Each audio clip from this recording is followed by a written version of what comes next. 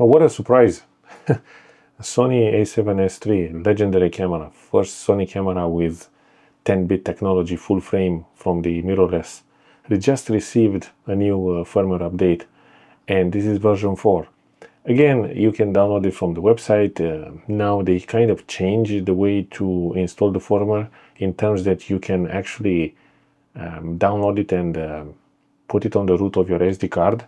So when you actually upgrade, you don't need to use a computer, or in terms that you don't need to connect the camera to a computer. You just copy the files on the SD card and you execute it from there. It's a very straightforward process, and anyway, maybe you should take some precautions, because it's a firmware made by Sony, so sometimes they take those versions and they take it out from the market after a few days because there are some crazy errors. But anyway, taking one by one, there are a few improvements, and I won't start necessarily in this order. What I noticed is that, for example, now if you go into the menu, and it's very easy, you go here into the menu of the camera and you navigate to, for example, picture profiles. Let's say here, as you can see, it suddenly jumps from number 6 to number 10. So if we access number 6, that used to be Hyper Gamma Cine, we knew that, and then you go to picture profile 10 and it's Hyper Low Gamma, all good, and picture profile 11 as Cineton. But what about 7, 8 and 9? That used to be basically the S-Log. Well, S-Log 2 is gone. S-Gamut is gone. It's only S-Log 3 that remains. And again, in order to access it, you have to go, similarly to other Sony cameras, you go into the image quality menu, and then, as you can see, there is a special tab which is called log shooting, and now you can activate log and you have flexible ISO. This camera doesn't come with Sony AI like FX30 and if I don't mistake FX3, but no, I don't think so. FX30, FX6, FX9, things like this. This camera doesn't have a Sony AI. It doesn't matter, it still have dual ISO apparently, and the image quality is amazing. But if you go to the color gamut, obviously you have the same options, S-Gamut 3 and S-Gamut 3 Cine. I usually keep it on S-Gamut 3. Embed LUT file, I usually keep it to off. I don't think it will embed the menu. This only happens if you use Sony Catalyst browser. I might be wrong, but just to be on the safe side, I don't embed LUT into the recordings, because why would I do this? I can change my mind after that. So it's something that I preserve for the post-processing momentum, to say it like this. So things are very simple. Now log has its own menu and it's only S-Log 3. That simplifies a lot of things. S-Log 2 basically was kind of an S-Log profile that was actually made for digital sensors. It has a great dynamic range as well, and the image would look darker and flatter compared to Rec. 709. S-Log 3 looks more like a filmic look. I'm not sure why they made this change. They will never be transparent with us, and I really don't care, to be honest. I don't remember ever using this on my Sony A7S3. I never shot in S-Log 2, so it's not something that I will miss. But just as a thing, they removed it completely.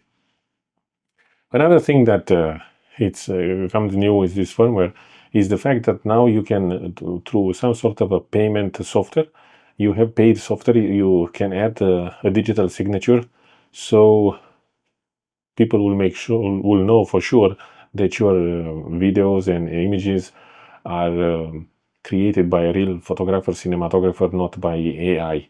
It's sad that we end up to that. To be honest, you don't have to be a genius to realize that some AI video are still very obvious, but depends, you know, people with disability, elderly people, poor vision, maybe they can be easily fooled. I don't know, but I don't see those people, how they are going to look for a digital signature.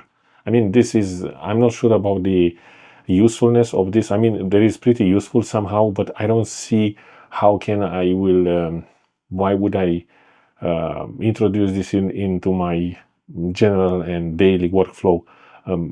Obviously, like a safety precautions, I'm happy that exists, but again, it is not something that I was thinking of or desired for, or I'm not going to pay for this license, not yet for the moment.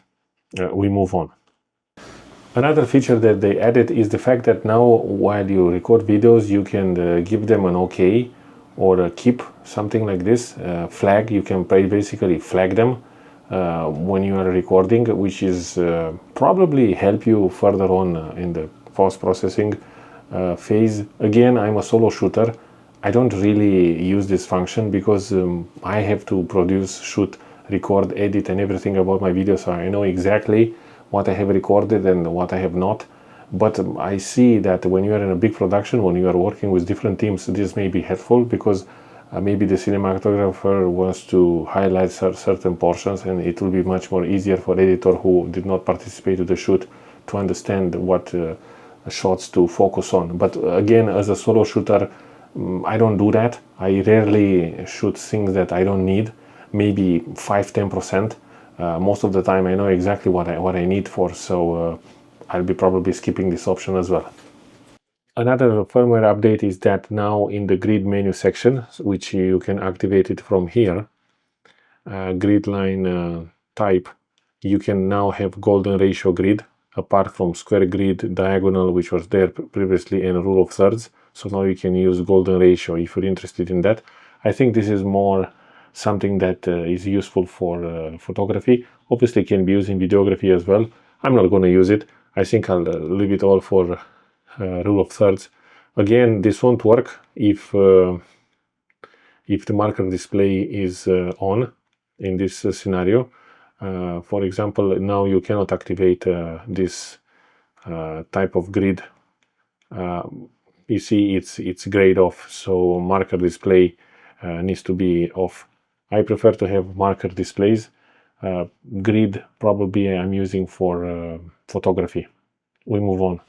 Now going back a little bit to the photography part of this camera, they have added focus bracketing, which is a welcome addition, especially for people who are doing macro photography and not necessarily. It's a cool feature, and I'm happy it exists. I have it in my Sony A7CII and probably other cameras as well.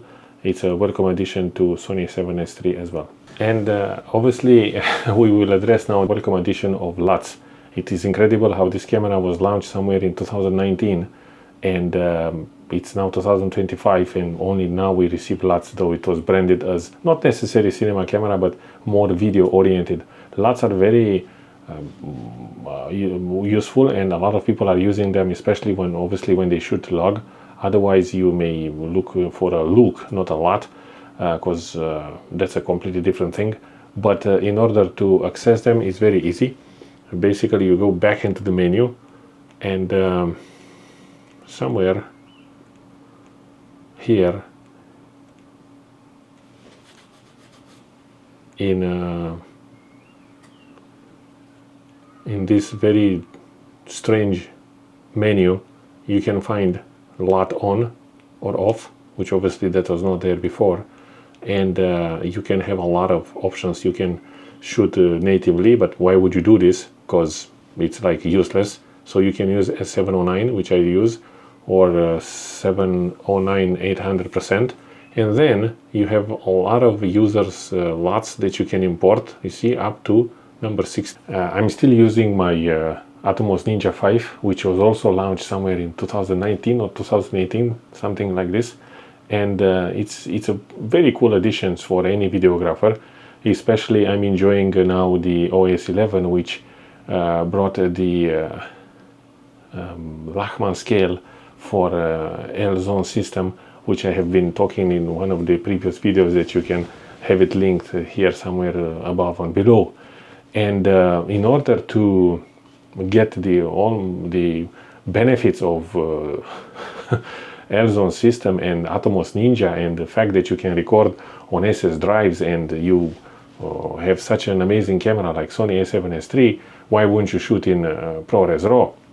I mean, we all know that ProRes RAW sometimes is better probably if you are using Final Cut Pro or Adobe Premiere to edit the files, because unfortunately DaVinci doesn't support that. But nevertheless, ProRes RAW unlocks a little bit of basically all the potential of your camera. Sure, you still have 14 stops of dynamic range, and you don't have to worry about auto balance and things like this. And just as a reminder, in order to do this, and you have to make sure that the menu is set to log HDR.